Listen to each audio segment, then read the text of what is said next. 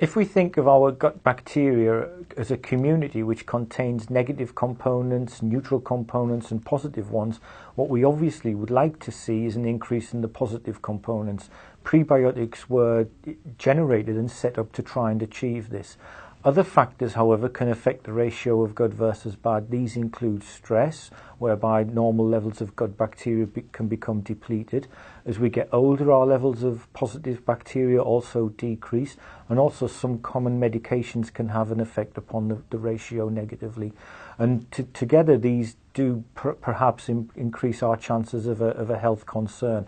So prebiotics are very much set up to preventatively manage these. What prebiotics do is fortify the good guys which are present inside the good or positive bacteria, and these then have an effect upon immunity.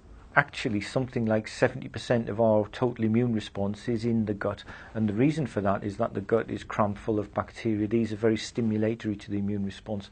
What we like to do is to make sure that those stimulants are good bacteria rather than more negative ones, and prebiotics would achieve that. What prebiotics do is increase the mass or the bulk of bacteria which are inside the gut. Now, if they work properly, and they should do, that should be a mass of good bacteria.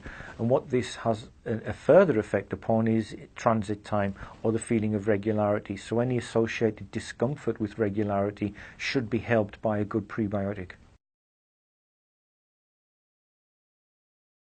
In terms of overall nutrition, it is critical, very, very important to keep our balance or composition of bacteria inside the gut correct or as optimal as we can.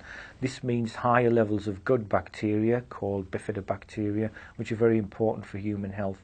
Now, these can also impact upon overall nutrition. For instance, we get improved calcium and magnesium absorption when these bacteria are at their highest. So prebiotics can help overall nutrition as well as specific effects upon immunity and the feeling of transit times.